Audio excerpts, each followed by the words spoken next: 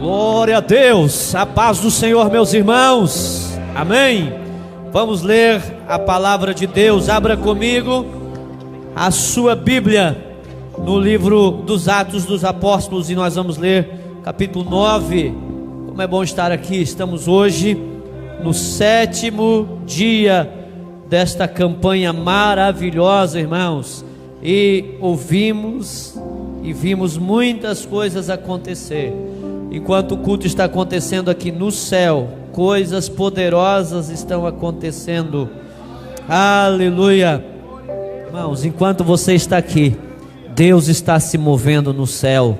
Enquanto você está aqui, Deus está movendo lá na sua casa. Deus está fazendo coisas maravilhosas. Diz assim a palavra do Senhor no livro do Atos dos Apóstolos, capítulo 9. Eu não vou ler todo o texto, mas vamos ler do capítulo 9, no versículo 3 a seguir. Diz assim: E enquanto ele viajava, ao aproximar-se de Damasco, repentinamente brilhou uma luz do céu ao seu redor, e caindo ele em terra, ouviu uma voz que dizia: Saulo, Saulo, por que tu me persegues? E ele disse: Quem és, Senhor? E disse o Senhor: Eu sou Jesus, aquele que tu persegues. Duro é para ti chutar contra os aguilhões. E ele, tremendo e atônito, disse: Senhor, o que tu queres que eu faça? E disse-lhe Jesus: Levanta-te e entra na cidade, e lá será dito o que deves fazer. E os homens que viajavam com ele pararam atônitos, ouvindo a voz, mas não vendo nenhum homem.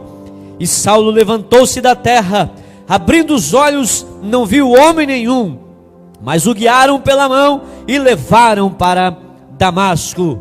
Veja agora esse versículo: E ele ficou 3 dias sem visão, e não comeu e não bebeu. E havia um certo discípulo em Damasco chamado Ananias, e o Senhor lhe disse em uma visão: Ananias. E ele disse: Eis-me aqui, Senhor. E o Senhor lhe disse: Levanta-te e vai à rua chamada Direita, e pergunta na casa de Judas, porque alguém chamado Paulo ou Saulo de Tarso, porque ele está lá e está orando. Amém. Os irmãos podem sentar. Meus irmãos, eu fiz questão de ler esse texto até este versículo que menciona a casa de Judas.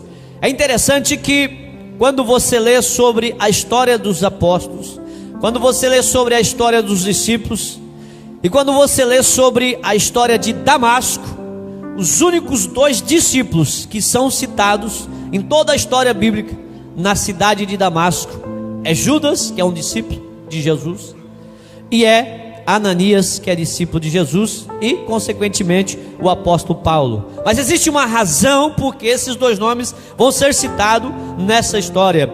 Nós temos aqui uma história que é conhecida de um homem que foi um dos maiores destaques do Antigo Testamento. Depois da pessoa de Jesus Cristo, o apóstolo Paulo é praticamente o maior missionário do Novo Testamento. O apóstolo Paulo, ele tem 2 nomes. Ele tem o nome de Saulo, que é Saulo de Tarso, e Paulo. Saulo porque é um nome dado a ele na sua infância, porque era filho de pai judeu, e o pai então colocou o nome de Saulo, que é uma variação do nome Saul, já que eles eram da tribo de Benjamim, da qual o rei Saul fazia parte. E Paulo é o nome dado então pelos romanos. Quando Paulo ele recebe este nome, é por isso que depois Paulo prefere ser chamado de Paulo e não de Saulo, porque Saulo é um nome judeu, e Paulo se converte ao cristianismo e deixa o judaísmo. Então, entre ser chamado de Paulo ou de Saulo, ele prefere ser chamado de Paulo. Por quê? Porque Paulo tem um significado de pequeno ou o menor, e era assim que Paulo começou a se sentir depois que ele conhece Jesus. Enquanto ele não servia a Cristo, que estava no judaísmo, ele então carregava o nome de Saulo. Como eu já disse, o seu pai, ele era um dos mais fortes da seita dos judeus, ele era um fariseu, e os fariseus daquela época tinham grande destaque. Paulo também foi, quando Saulo, e se eu falar Paulo ou Saulo não vai mudar nada, porque é a mesma pessoa. O Saulo de Tarso, ele foi desde criança ensinado nas escolas do sistema judaico, e ele teve a oportunidade de aprender com um dos melhores professores, chamado Gamaliel. Gamaliel, para você ter uma ideia, que era filho de Simão e neto de Hilel. Hilel, se você ler na história do judaísmo, é uma das escolas mais importantes da era judaica. Então esse Gamaliel era filho de Hilel, ou neto de Hilel, e era um grande educador. E esse Gamaliel, ele tinha algo que Deus trabalhava na vida dele. Ele era um judeu, porém ele era conservador, mas ele tinha temor às coisas de Deus. É bem verdade que no capítulo 5 você vai ver quando Pedro, ele é inquirido pelos sacerdotes, e o Gamaliel, ele pede para que eles se retiram da sala, e fala aos sacerdotes e aqueles que querem açoitar Pedro e os demais discípulos, e diz o seguinte: olha, por que a gente não deixa esses homens pregar este evangelho? Por que não deixa eles falar o que eles querem falar? Já levantou outros que começaram com movimentos que não eram do judaísmo e não deu certo. Um outro tal de Judas, que não é esse da casa de Judas, um outro tal de Judas começou com movimento e terminou em nada. Teve um outro tal de Teudas, que também começou o movimento e não terminou em nada. E Gamaliel diz então, e eu acredito que nessa reunião Saulo estava lá, e olha o que Gamaliel diz: deixa os homens pregar, deixa eles falar, porque se essa obra que eles estão fazendo é de Deus, vai prosperar. Mas se for coisa da cabeça deles, coisa de homens, vai se terminar em nada. E aqui Gamaliel aguça, eu creio que aqui Gamaliel vai aguçar um desejo em Saulo, destruir os cristãos, para fazer valer a palavra do seu professor. Por isso que ele sai como perseguidor, porque ele diz: se eu conseguir terminar com essa bagunça, mais uma vez, o meu professor vai falar a verdade. Por isso que Paulo sai destruindo os cristãos. Mas só que o que Gamaliel falou era algo forte. Ele disse: se essa obra for de Deus, ela não vai ser destruída. Não há ninguém que vai fazer com que ela termine. Olha aqui, deixa eu dizer um negócio para você. Pode ser até que alguém vai tentar contra as suas promessas, contra a sua casa, contra a sua vida, contra o seu ministério, mas eu tenho uma palavra de Deus: não se preocupe, porque aquilo que é de Deus, homem nenhum, se levantando ou não, conseguirá destruir aquilo que Deus projetou para a sua vida. Saulo então se torna um perseguidor da igreja, e logo após ele se converte. Nós vamos ver logo sobre a conversão dele. Hoje, como é que nós temos a visão de Paulo? Hoje nós temos uma visão magnífica de Paulo. O apóstolo Paulo, sem dúvida, é um dos personagens bíblicos mais conhecidos dos cristãos. Ele é considerado como sendo o maior líder do cristianismo, autor de 13 epístolas presentes na Bíblia. Depois de Cristo, ele foi o maior missionário. Agora, como as pessoas viam Paulo? Gamaliel via ele como um ótimo aluno. Os sacerdotes da época viam como ele um forte aliado ao combate do cristianismo. Os judeus viam Paulo, ou Saulo, como um judeu religioso e um seguidor zeloso pela sua religião. Os cristãos viam ele quase como que, talvez não seria a expressão mais correta, mas como que quase um monstro, porque ele era um perseguidor. E ele, irmãos, não era aquela perseguição barata não. Ele entrava nas casas, ele arrancava as pessoas para fora, ele puxava pela cidade, ele consentiu. A Bíblia diz, é interessante que o capítulo 8 e o 9 começa com a mesma expressão: e Saulo, mas no capítulo 8 diz que Saulo consentiu na morte de Estevão. Estevão está sendo apedrejado, Saulo já está envolvido nesta perseguição e ele consente na morte. E é interessante que quem ia para testemunhar a morte daquele apedrejado, as testemunhas, eles tiravam uma das suas roupas e jogavam aos pés de algum líder, para que se algum dia isso entrasse em julgamento, a roupa daquela testemunha servia como uma prova de que ele estava lá. E você vai ler no texto que Paulo era quem guardava essas roupas. As pessoas jogavam as suas roupas, por exemplo, se eu fosse lá testemunhar, então eu tirava o meu paletó e jogava aos pés dele, porque se um dia fôssemos chamados em um júri, então alguém pegaria e diria: mas você estava lá? E alguém diria: sim, ele estava, porque eu estava lá, e esse paletó aqui pertence a ele, ele estava lá. Então as testemunhas, a forma de provar que a testemunha estava presente era deixando as roupas aos pés. Era isso que fizeram com o Estevão. Agora Saulo está ali. Só que o que eu acho bonito no capítulo 8, irmãos, é que Saulo vai ser laçado por Deus. Deus vai laçar Saulo. Deus olhou para esse homem e disse: eu tenho algo de bom para ele. Às vezes quando eu converso com pessoas, essa semana eu estava dentro de uma casa e eu disse para alguém: por mais que nós andamos distante de Deus, por mais que nós somos pecadores, por mais que a gente faz um monte de coisa errada, mas a gente sempre tem algo de bom, a gente sempre tem uma qualidade, e é nessa qualidade que Deus se impressiona da gente, e é nessa qualidade que Deus começa a trabalhar na gente. E tudo que Deus tem a fazer é nos puxar para próximo dele, trabalhar todos os nossos defeitos, todos os nossos pecados, e agora trabalhando os nossos defeitos e pecado, limpando de nós tudo isso. Tudo que ele vai fazer é pegar aquilo que a gente já tinha nato da gente, que é as nossas qualidades, e usar naquilo que ele precisa usar. Então os cristãos viam ele como perseguidor, mas Jesus, como Jesus via Saulo? Jesus via ele como um vaso escolhido. Jesus via ele como um instrumento para ser usado na sua obra. Jesus via ele como um homem que tinha tudo para dar certo e ser um grande revolucionador do cristianismo naquela era, e tem sido até os dias de hoje. As suas mensagens, as suas cartas, por onde nós lemos, os seus dizeres, as suas formas de agir, tem impressionado e tem feito do cristianismo muito mais rico, porque Paulo é o homem que mais ergue a bandeira do cristianismo em versão ao judaísmo.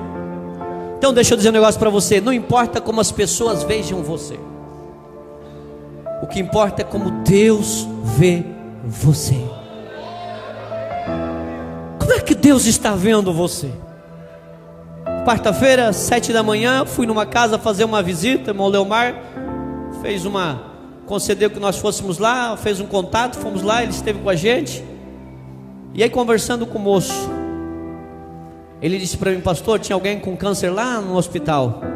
E ele disse: eu sou católico. Ele falou: agora quero servir a igreja, mas eu sou católico. Era católico. E eu disse para aquele pai: o seu filho não vai morrer, porque eu vou orar a Deus, vou rezar, e vou pedir, e vou fazer um voto a Deus, na sua simplicidade, na sua forma de pensar, como foi ensinado.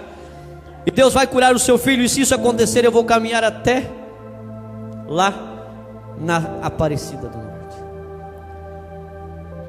Irmãos, tem coisas que só a eternidade vai explicar. Eu não sei se o Anderson está aí hoje no culto, mas ontem ele estava aqui, porque ele já veio 2 cultos aqui, 3. E aquele menino foi curado do câncer. E aquele homem andou 251. Ele foi bem detalhista para mim. Disse: pastor, 251 quilômetros a pé. Quando ele falou isso, eu pensei: existe aí um homem que tem uma qualidade. Porque se na cegueira do catolicismo ele teve a capacidade de andar 251 quilômetros, imagina o dia que Deus tomar essa vida e converter para a sua obra. Quantos quilômetros um homem desse não vai andar em prol do reino de Deus? Eu disse para ele: rapaz, Deus viu algo de bom em você. Deus quer salvar você. Deus quer salvar a sua família. E 7h30 da manhã nós estávamos com a mão levantada, eles estavam abraçados comigo, chorando, e nós estávamos entregando a casa desse casal nas mãos de Deus, aqui nesta cidade. Aleluia. Tudo começa na sua casa, tudo começa em casa. Ainda falando em Paulo, é interessante uma expressão que Jesus vai usar, está aqui no texto. Quando Jesus se encontra com ele, Jesus fala com ele, existe um diálogo. Ele cai por terra, fica sem ver, e ouve uma voz, e a voz é: Saulo, Saulo, por que tu me persegues? E ele pergunta: quem és, Senhor? Ele diz: eu sou Jesus, a quem tu persegue.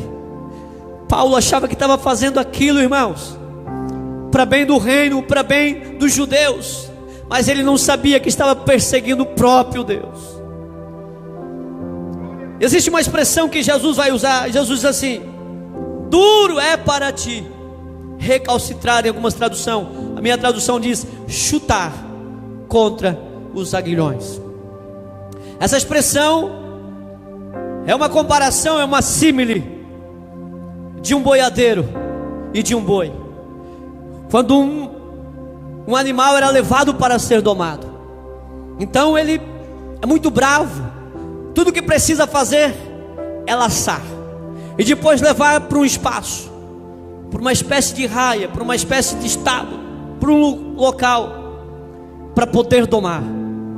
Possivelmente vai duas pessoas, um vai puxando pela corda, mas ele é brabo, é um boi negado, e às vezes ele quer ir para trás, e o outro vai com uma vara na mão, com uma haste grande, e na ponta dessa haste tem um ferro pontiagudo, que vai tocando aquele animal. Mas às vezes ele é tão brabo, que ao invés de ele fugir daquilo, ele se volta contra quem está tocando ele com aquele aguilhão, e se fere cada vez mais. É parecido com um popular ditado que nós falamos: dar murro em ponta de faca. O que Paulo estava fazendo em relação ao evangelho, em relação ao cristianismo, em relação ao próprio Cristo, era enfrentando, e quanto mais ele enfrentava, da forma em que ele enfrentava, ele só estava se ferindo mais. Mas o que eu acho bonito é que dentro ainda dessa comparação, dessa símile, dessa figura similar, é que o domador, ele vai levar então, e existe um palanque, e vai amarrar aquele animal na corda, naquele palanque, e quando ele começar a caminhar, ele vai cada vez se enrolar mais, e mais próximo do palanque ele vai ficar. Quando eu disse para você que no capítulo 8, Paulo tinha sido laçado, o Espírito Santo jogou a corda e laçou ele. Agora tudo que precisava fazer era amarrar ele na cruz, que é o palanque. E Paulo, a cada caminhada que fazia, a cada investida que ele fazia contra um cristão, ele estava se enrolando na cruz de Cristo. Mas às vezes, quando o animal ainda era muito bravo, fechava-se os olhos, colocava-se uma venda, colocava-se algo para que ele não pudesse ver. E ali então começava o processo da doma, e começavam a domar esse animal, com várias espécies de, várias fórmulas, para fazer com que o animal ficasse manso. Uma delas inclusive era passar escova nele, passava uma escova. Às vezes Deus tem que passar uma escova para a gente ficar mais manso.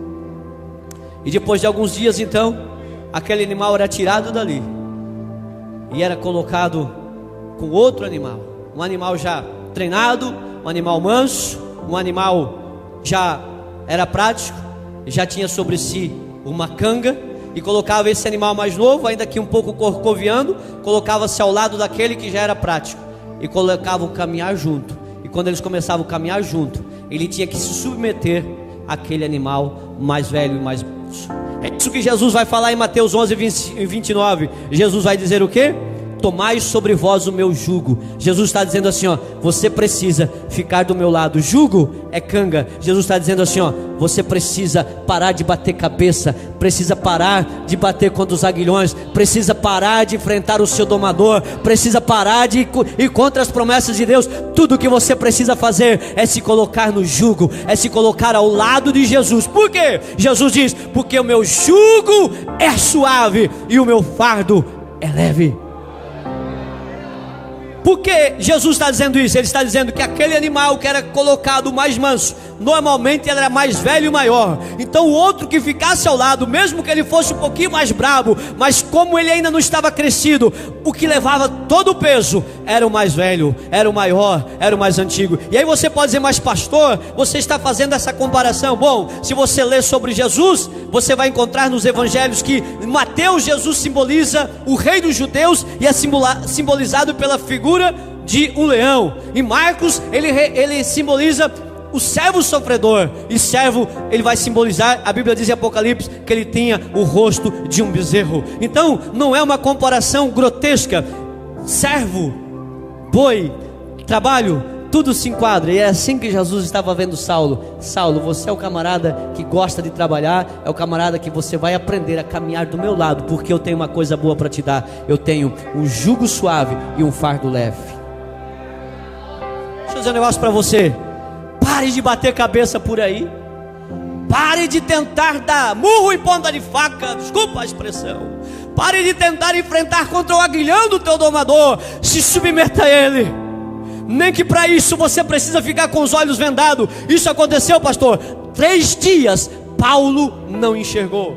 Por quê? Porque o animal, tal como o ser humano, ele tem uma visão panorâmica. Então era vendado o animal, depois era tirado a venda, mas não deixava ele voltar à mesma visão panorâmica. Colocava-se o anta-olho, é esse o nome certo. Era um negócio, colocava-se no lado do animal. Quem foi mais da região do sítio cansou de ver bois e cavalos puxando carroça com o negócio do lado. Por quê? Para que ele perdesse a visão panorâmica, para ter uma visão focal. Jesus quer fazer isso na nossa vida. A nossa visão panorâmica das coisas dessa vida precisam ser perdidas, para que a gente comece a ter uma visão focal. Paulo aprende agora e tem uma visão focal. Ele disse, o meu alvo é Cristo. Eu corro para a carreira que é Cristo. A minha vida é Cristo. Eu não vejo mais nada. As coisas dessa vida que era importante, tudo que eu julgava importante, agora eu considero perda. Não consigo mais vê-las, não consigo enxergar, porque a minha visão é focal. A minha visão é Cristo, a minha visão é reino, a minha visão é cruz, a minha visão é transformar casas, a minha visão é ser um servo de Cristo. Deus quer tirar a tua visão panorâmica, te colocar uma visão focal. Se você ler, você vai ver que Paulo não foi curado da vista. A maioria das traduções que nós temos vai dizer, Ananias, vai lá e ora, porque tem 2 propósitos. O primeiro é para que ele seja recuperado da sua visão. Paulo não foi curado, ele foi recuperado. Agora, uma coisa melhor do que ser recuperado da visão aconteceu em Paulo. Ele foi cheio do Espírito Santo. Por que eu estou dizendo isso? Porque Paulo, agora ele já tinha uma visão só centrada em Cristo. Se você ler as cartas de Paulo, você vai entender o que eu estou dizendo. A maioria dos historiadores, teólogos, confirmam que Paulo tinha um sério problema de visão. Ele estava numa igreja um dia, e aos Gálatas ele vai escrever dizendo, eu sei que vocês me amam tanto, que se vocês pudessem, vocês arrancavam os olhos e davam para mim. Sabe por que ele está dizendo isso? Eu sei que vocês têm um carinho especial por mim, e algumas das vezes vocês se preocupam até com a minha forma de enxergar, porque eu não enxergo direito, mas o amor de vocês é tão grande, que se vocês pudessem, tiravam a visão boa de vocês, davam para mim. Em outras vezes você vai ver Paulo, quando ele escreve as suas cartas, diz assim, com letras grandes e próprio punho escrevi. Isso denota alguém que tem problema de visão. Quanto menor é a sua visão, maior é a sua letra. Então Paulo, ele vai sofrer com visão, mas isso você nunca vai ver Paulo reclamar. Alguns teólogos acreditam que quando Paulo reclama de algo que lhe incomoda, o tal espinho na carne, possivelmente seria isso. E aí quando ele pensa em falar com Deus sobre isso, porque aos humanos ele não fala e não reclama, o que é que Deus responde a ele? Paulo, fica tranquilo, porque a minha graça te basta, e o meu poder se aperfeiçoa na fraqueza. Se está fraquinho a tua visão, não tem problema, tem graça na sua vida, tem poder, tem visão. Pastor, mas é sobre casa que nós estamos falando. Então vamos lá, vamos fugir um pouquinho do foco de Paulo, vamos para a casa de Judas. Tudo começa em uma casa. Às vezes a gente vê grandes pregadores. Pastor Cláudio estava em casa. Ele contou isso aqui, há 5 anos ele conta isso quase. Quando ele ouviu um culto perto de casa, ele estava em casa, e Deus começou lá na casa. Se eu perguntasse aqui, a maioria das pessoas que hoje servem a Deus começou lá na sua casa. Paulo não foi diferente. Aonde começou? Na casa. Só que não foi na casa dele, foi na casa de Judas, que possivelmente era o alvo, porque Paulo tinha pedido cartas para ir a Damasco, e com a autoridade dos sacerdotes, ele entrar nas casas e arrastar as pessoas e fazer o estardalhaço, para, como eu já disse, fazer valer a palavra de Gamaliel, dizendo: eu vou destruir essa gente toda, depois eu trago o relatório, não existe mais cristão, acabou a bagunça, era coisa de homem. Então Paulo, ele entrava nas casas. Agora Paulo está caminhando e, segundo alguns, a casa que Paulo deveria entrar era a de Judas. Mas antes que Paulo chega na casa de Judas, Jesus para ele. Aleluia. Deixa eu dizer para você uma coisa. Pode ser que algum mal está querendo chegar lá na sua casa. Existe um Jesus que vai parar antes. Que bacana lá, mas... essa campanha aqui, irmãos, é porque a gente só consegue ver nessa dimensão. Mas existe uma outra dimensão onde existe muito trabalho sendo feito. Trabalho espiritual de proteção no seu lar, trabalho espiritual de proteção na sua casa, trabalho espiritual de proteção na sua empresa. Ei, se alguém pensou de chegar lá, se alguém pensou de tocar em você, na sua casa, nos seus filhos, na sua família, nos seus bens, existe um Deus que para tudo. Eu não sei como Deus vai parar. E sabe o que é lindo, pastor Gilson? É que se ele não vai depois da casa de Judas, a gente nem sabia disso. Mas quando acontece o episódio que ele se encontra com o Senhor, há esse diálogo, Deus fala para ele: você é um boiarisco, mas eu vou te domar, e você vai servir para o reino, você vai trabalhar ao meu lado. Paulo vai para a casa de Judas, e ele chega lá, e vai ficar 3 dias. Eu estava falando para o pastor, a arca ficou 20 anos na casa de um sacerdote, não fez diferença nenhuma. Entrou numa casa, ficou 3 meses, fez toda a diferença. Agora, irmãos, 3 meses contra 3 dias. Paulo ficou 3 dias dentro de uma casa, e ele já sabia o que era orar e jejuar. Sabe por quê? Porque tinha um homem discipulador lá. Vai chegar gente na sua casa, e você precisa ter esse poder de transformar vidas. Esse poder vem de Deus, para que as pessoas em pouco tempo possam saber que existe um Deus que mora dentro da sua casa. A casa de Judas era um lugar para recuperar vidas. Era uma casa onde que tinha uma palavra de Deus. A casa de Judas era um lugar de oportunidade espiritual. Judas estava ali só esperando. Eram os 2 discípulos, como eu já disse, talvez tinha mais, mas os que aparecem é Judas e Ananias que aparecem. E a casa de Judas era também um lugar de transformação, e era um lugar de cura. Aí eu estava hoje à tarde lendo, estava estudando, eu estava pesquisando, eu estava debruçado sobre a minha Bíblia. E aí veio uma pergunta para mim. Me veio uma pergunta, eu me fiz uma pergunta. O que Paulo ficou fazendo 3 dias na casa de Judas? Irmãos, 3 dias. Vamos calcular? Hoje é sábado à noite. Então amanhã à noite dá um dia, segunda à noite dá um dia, terça-feira à noite dá 3 dias. Agora imagine você de hoje até terça-feira à noite dentro de uma casa. O que você faria em 3 dias? Fazer muita coisa. Mas o que Paulo faz, ou Saulo faz 3 dias dentro de uma casa? E quando eu me fiz essa pergunta, irmãos, o céu abriu.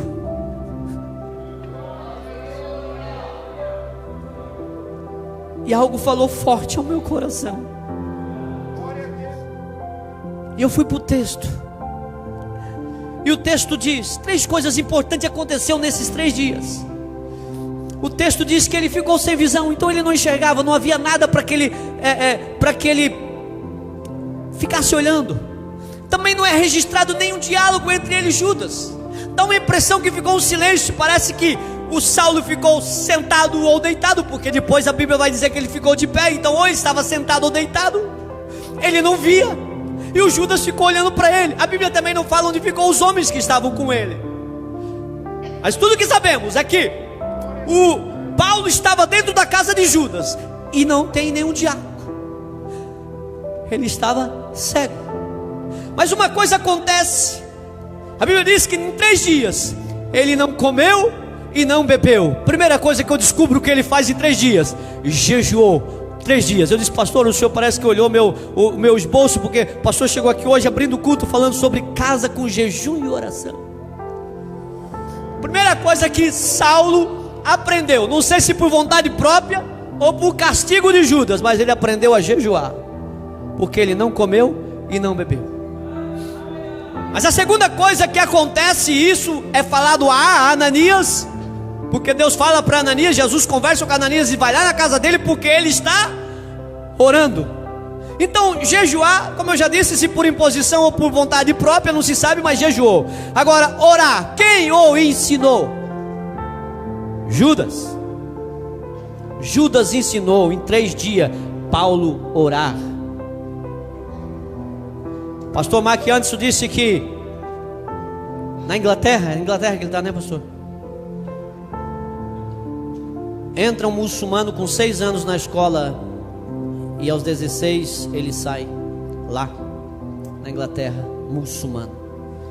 Na Inglaterra entra um cristão com 6 anos e aos 10 ele não sabe mais o que ele é, e na maioria das vezes vira ateu. Falta de estrutura. Irmãos, islamismo, budismo, judaísmo e todas as outras religiões têm um Cristo morto, mas eles vivem como, eles têm um Deus morto, desculpa, mas eles vivem e pregam como se o Deus dele fosse vivo. Cristianismo é a única religião que tem um Deus vivo, mas muitos parecem que olham para ele como um Deus morto. Como Cristo está lá dentro da sua casa? Seus filhos já aprenderam a orar? Aleluia. Hoje antes de vir para a igreja, nós saímos e antes da Carla abrir a porta, nós íamos sair. Eu disse: por favor, vocês dois, Carla e Micael, orem por mim, para que Jesus me abençoe hoje à noite, para que Jesus me use. O meu filho colocou a mão no meu ombro. Eu não ouvi o que ele falou, mas eu sei que o Papai do Céu ouviu. Aleluia. Paulo em 3 dias aprendeu a orar. Às vezes nós estamos 15 anos, 20 anos crente, a gente não sabe orar em casa, a gente só quer orar na igreja. Terceira coisa que acontece na casa de Judas: primeiro, ele está jejuando; segundo, ele está orando; e terceiro, irmãos,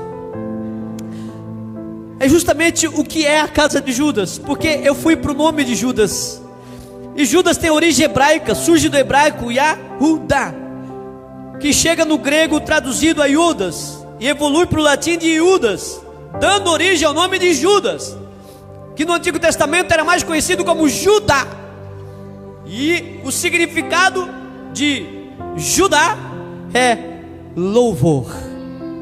Então 3 coisas aconteceram na casa de Judas enquanto Paulo esteve lá: havia louvor, havia jejum e havia oração. E quando eu estava escrevendo isso e foi descendo do trono, me veio ao coração, e me veio, não canto, mas me veio ao coração a letra daquele hino, que Deus não rejeita a oração, porque a oração é alimento, e não é nem o justo sem resposta o que vai ficar no sofrimento. Parece que esse hino foi escrito nesse contexto dessa história, e diz: basta somente esperar. Paulo espera 1 dia, 2 dias, 3 dias, para ver o que Deus vai fazer. Mas quando Ele estende as suas mãos, é hora de vencer. Eu tenho uma notícia do céu para a sua vida. Eu não sei se você está jejuando, se você está orando, mas se você já começou o ano jejuando e orando, é na hora de você começar a levantar e cantar, porque é hora de vencer. E o Lino vai dizer: então louve, simplesmente louve. Está chorando, louve. Está precisando, louve. Está sofrendo, louve. Não importa, louve. O teu louvor invade o céu. E é aqui que a casa de Judas é conhecida no céu. Deus quer fazer a sua casa conhecida nos céus. Eu conheço a casa de muitos crentes aqui nessa cidade. Pastor Cláudio, Pastor Gilson conhece muitas casas, mas não basta somente nós conhecer. Deus quer conhecer a sua casa do céu. Deus está no céu e de repente alguma coisa começa a subir aos seus ouvidos. Não sei se é oração, não sei se é o poder do seu jejum, mas algo começa a subir, quem sabe é o seu louvor. Um louvor assoviado, um louvor talvez um pouco desafinado para nós, para os músicos, mas um louvor que chega até o trono de Deus, de um crente que está dentro da sua casa, com as mãos levantadas, louvando ao Senhor, crendo que existe um milagre do céu para a sua casa.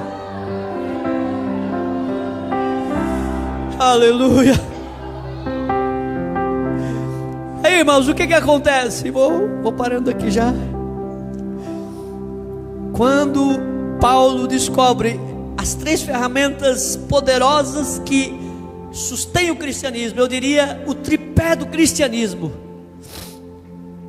Quando Paulo descobre que o segredo é crucificar a carne, orando e jejuando, ou jejuando, quando ele descobre que fala com Deus orando, e que move os céus e a terra cantando, alguma coisa começa a acontecer.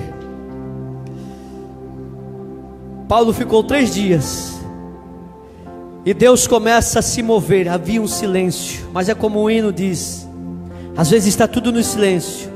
A gente precisa entender o que Deus está fazendo quando Ele está em silêncio. Muitas vezes é porque Ele está trabalhando nas nossas vidas. E já é comprovado que um bom profissional que trabalha bem, ele fala pouco e trabalha muito. Deus é um ótimo profissional que fala pouco, mas trabalha muito. Agora está um silêncio, mas enquanto está acontecendo oração, jejum e louvor na casa de Judas, Deus, o mesmo Deus que está aparecendo para Saulo, vai lá e se apresenta para um discípulo chamado Ananias, e fala para Ananias: Ananias, eu preciso de ti. Para que, Senhor, tu precisa? Você precisa ir na casa de Judas, porque lá tem um homem e ele precisa de ti. E deixa eu te dizer, ele já teve uma visão, e na visão dele, Ananias, ele teve uma visão que existe um homem chamado Ananias que está orando por ele. Pensa num Deus simultâneo.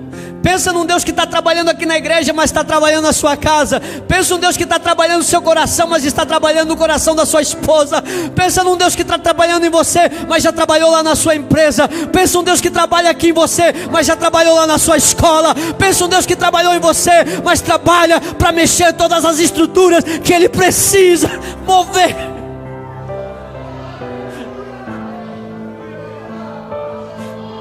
Alguns dias, alguns meses, eu tenho dito à minha esposa, eu digo para ela: Carla, tudo que a gente precisa fazer é esperar, confiar e acreditar em Deus, somente em Deus, porque existe coisa que aos olhos humanos é impossível, mas quando existe um Deus que trabalha, quando existe um Deus que está no trono controlando a situação, quando existe um Deus que está movendo as coisas, tudo é possível. E assim temos feito e temos esperado nesse Deus, porque cremos que dele, cada dia que passa, o socorro virá, e tem vindo. Deus tem cuidado de nós, Deus tem cuidado da minha vida, da minha família, do meu filho, da minha esposa, porque Ele é um Deus que trabalha nos céus. Aí Ananias sai de casa e vai para lá, e olha só que lindo, Judas significa louvor. Ananias, fui ver o que significava Ananias, também é hebraico, se pronuncia, eu não tenho aula, não tenho nada de hebraico, né? Mas a pronúncia mais próxima seria Hananiah, que vem de Haná, e Haná no hebraico quer dizer graça, Iá quer dizer Jeová, ou Iá. Então logo Ananias quer dizer graça divina, ou graça de Jeová. Agora presta atenção, se na sua casa tiver jejum, tiver oração, tiver louvor, tudo que vai acontecer a partir daí é a graça começar a se dirigir para lá. Olha se Ananias não é a representação típica da graça. Primeira coisa que acontece, e Ananias indo pelo caminho, a graça vem pelo caminho. Jesus disse: eu sou o caminho, a verdade e a vida. Primeira coisa que Ananias faz é o caminho. Assim como a graça chega na minha e na sua vida, na minha e na sua casa, nas nossas igrejas, a graça chega por Jesus, chega pelo caminho. Segunda coisa, no versículo 17: então, indo pelo caminho, entrou em casa. Indo por Jesus, a graça chega nas nossas casas, impondo a mão sobre ele. Outra coisa que a graça faz, ela é como uma mão estendida, protegendo nós e dizendo: debaixo das mãos dele vai ficar tudo bem. Lembre-se da Arca da Aliança. A Arca da Aliança tinha 2 querubins, um virado de frente para o outro, com as asas abertas, dizendo: aqui o favor de Deus é bem-vindo. Quando Ananias estende as mãos, está dizendo: aqui a graça de Deus vai fazer algo, porque ela é bem-vinda. Terceira coisa que ele vai falar, ele chega e olha para o Saulo e diz assim: irmão Saulo. Peraí, não era um perseguidor, não era o homem que arrastava as pessoas. Mas quando a graça chega, até o nosso maior inimigo, até o nosso maior perseguidor, até aquele que tentou fazer você desistir da igreja, o teu pai e a tua mãe que não aceitou que você saísse daquela religião, mas quando a graça chegar na sua casa, eles podem rir de você um dia, rir de você 2 dias, mas quando a graça chegar na sua casa, até o maior inimigo, até aquele que zombou de você, falou mal de você, vai se transformar em irmão, porque a graça tem poder de fazer aqueles que querem o nosso mal se transformar nossos irmãos. O Senhor que te apareceu no caminho por onde vinhas.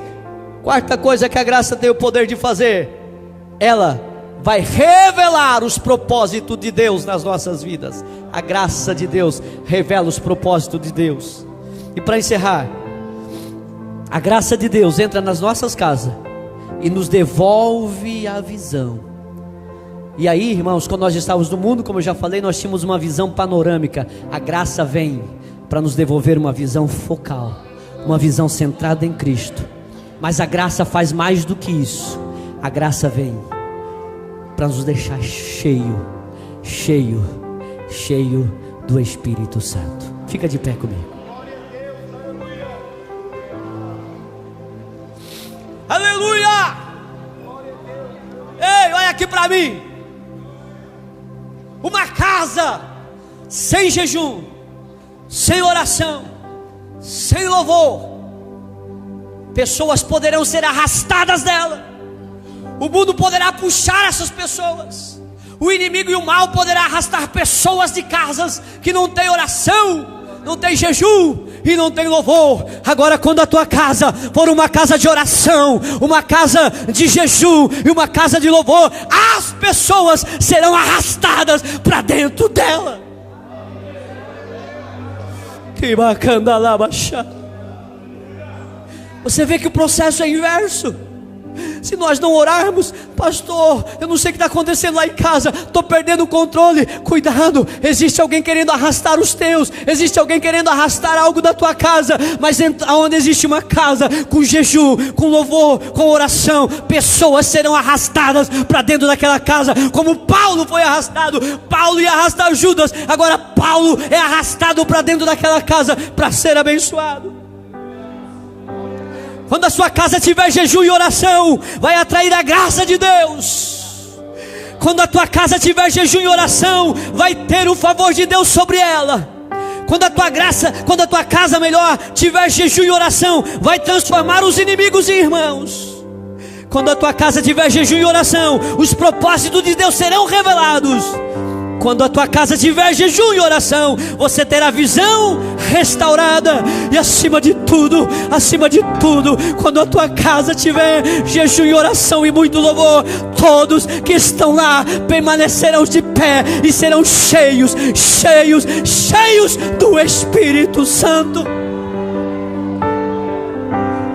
Pastor, não se ora mais por batismo com o Espírito Santo, não se faz mais campanha. Ei, Jesus quer começar a batizar dentro da sua casa.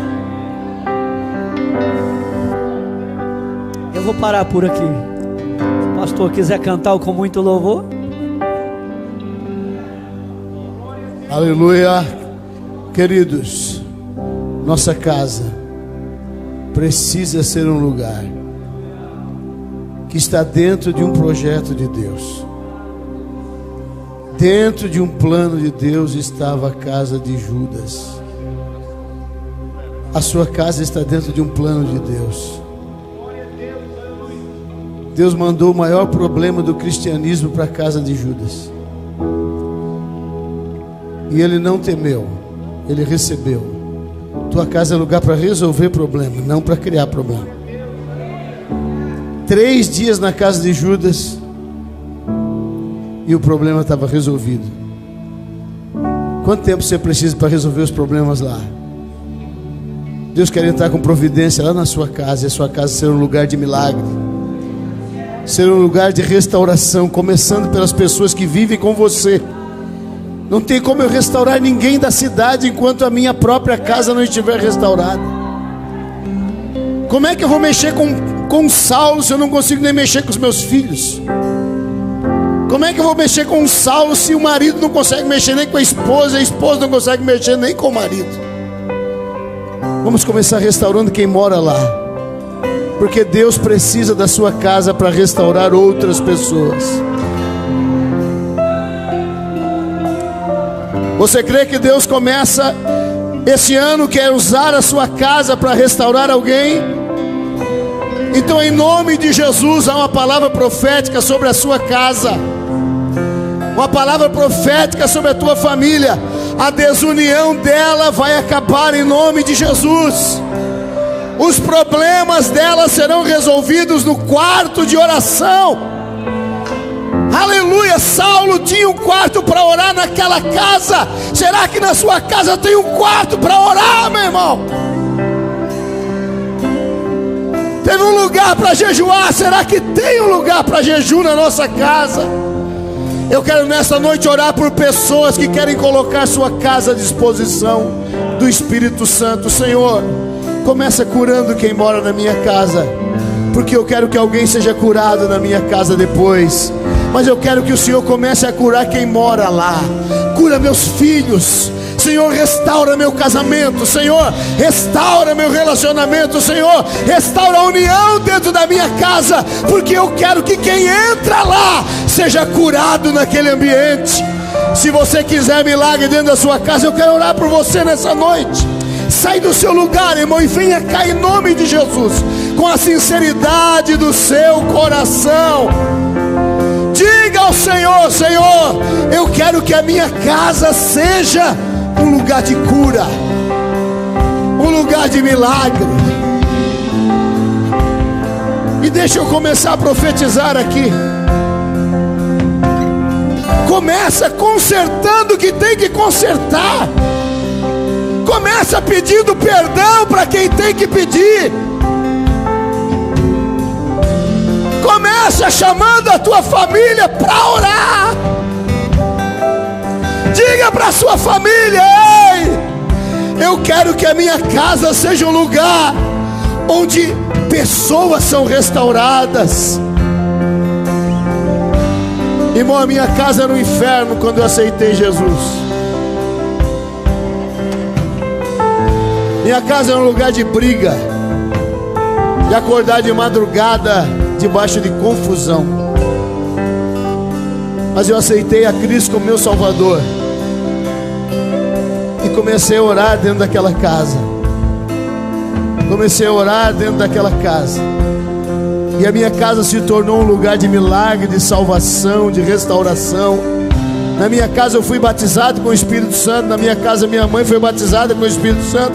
Na minha casa meu irmão foi batizado com o Espírito Santo. A minha casa começou a ser um lugar de gente chamada. Na minha casa teve profecia, teve promessa de Deus para a minha vida, teve promessa de Deus para a minha família. Eu quero dizer que aconteceu na sala da minha casa a minha primeira chamada. Foi lá que foi o profeta enviado para profetizar para a minha vida, na sala da minha casa. Em nome de Jesus, vai começar a acontecer coisas lá na tua casa. Deus quer mudar aquele ambiente, Deus quer mudar aquele lugar. Levante as suas mãos para o céu em nome de Jesus. Vamos orar. Não tenha medo, porque a tua casa vai ser um lugar para resolver problemas. A tua casa vai ser um lugar para resolver problemas. Eu estou profetizando sobre a tua vida. Você ouviu a palavra nessa noite em nome de Jesus. Pai, nós oramos agora, Pai. Vai restaurando este ambiente, Pai. Vai restaurando o ambiente onde o teu filho vive. Vai restaurando a casa onde eles vivem. Que haja lá lugar para jejuar, lugar para orar. Deus não rejeita oração. Oração é alimento. Em nome de Jesus. Nunca vi o justo sem resposta ou ficar no sofrimento.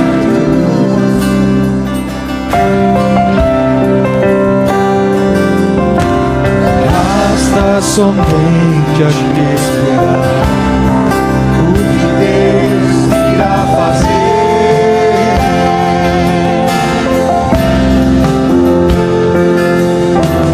Quando Ele estende suas mãos, é a hora de vencer. Então louve, simplesmente louve.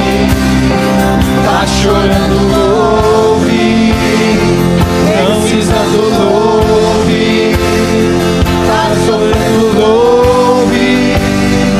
Não importa, louve. Seu louvor invade o céu. Deus vai na frente, abrindo o caminho, quebrando as correntes, tirando os espinhos, ordena os anjos pra contigo lutar. Ele abre as portas pra ninguém mais fechar.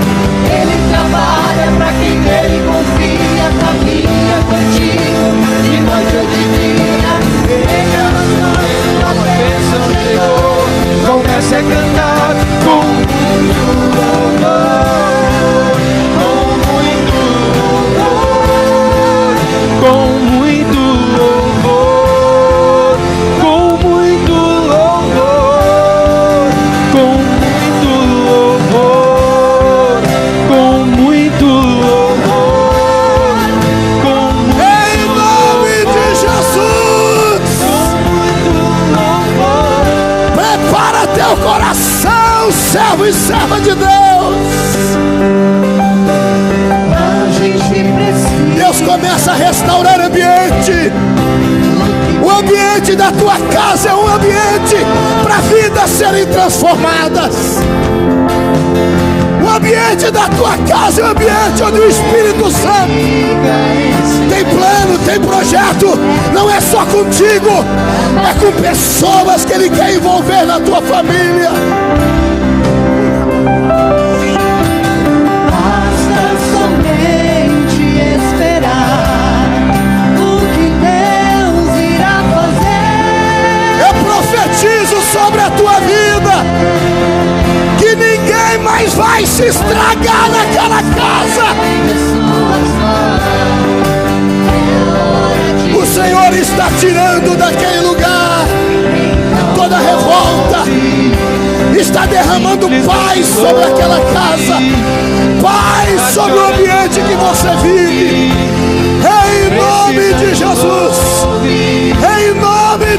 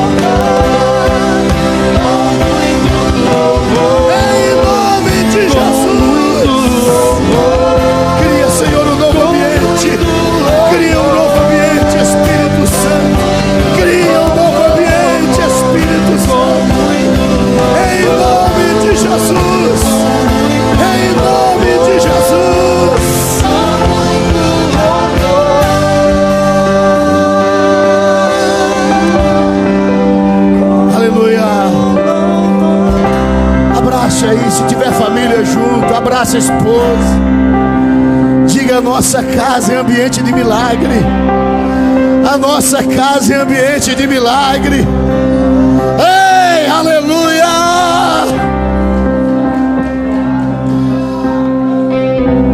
O cara entrou cego e saiu vendo, irmão. Entrou revoltado e saiu convertido.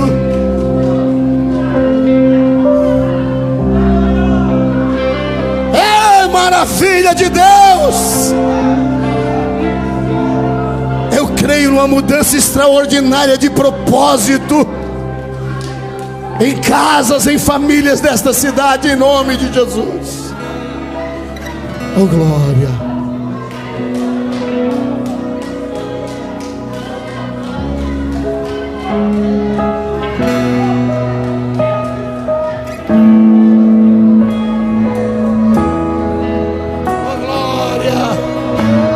Em nome de Jesus, nós abençoamos cada família que está agora recebendo esta palavra, cada família que recebeu esta palavra profética aqui, ou que esteja em sua casa pela internet.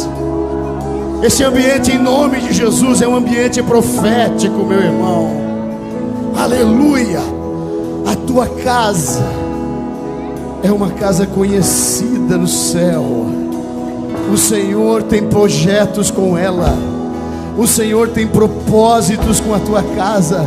O Senhor tem propósito com a tua família.